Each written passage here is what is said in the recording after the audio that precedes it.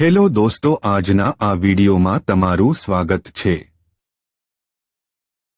Hello દોસ્તો, શું તમે કંઈક નવું જાણવા માંગો છો? તો આજના આ વિડીયોમાં હું તમારા માટે કંઈક નવું લઈને આવ્યો છું।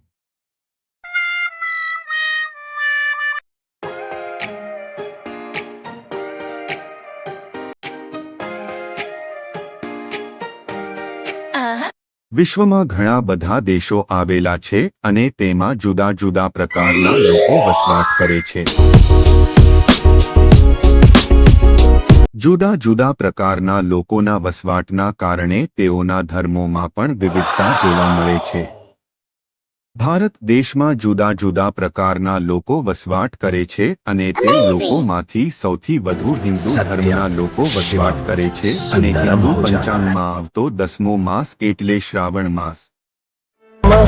शिवाय हर हर भोले नमः शिवाय ओम नमः शिवाय।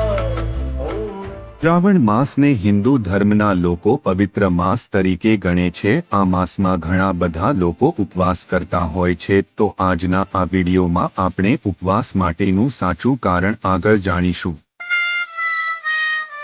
શ્રાવણ મહિનામાં સતત વરસાદને કારણે વાતાવરણમાં અનેક પ્રકારના ચેપી રોગોના જીવાણુઓનો ફેલાવો વધવા લાગે છે।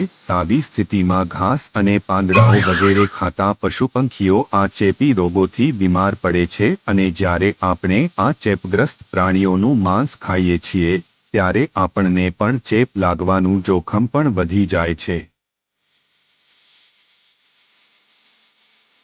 આથી શ્રાવણ મહિનામાં ઘણા બધા લોકો ઉપવાસ કરતા હોય છે। તેથી ઉપવાસ કરવાનું આ છે મૂળ કારણ।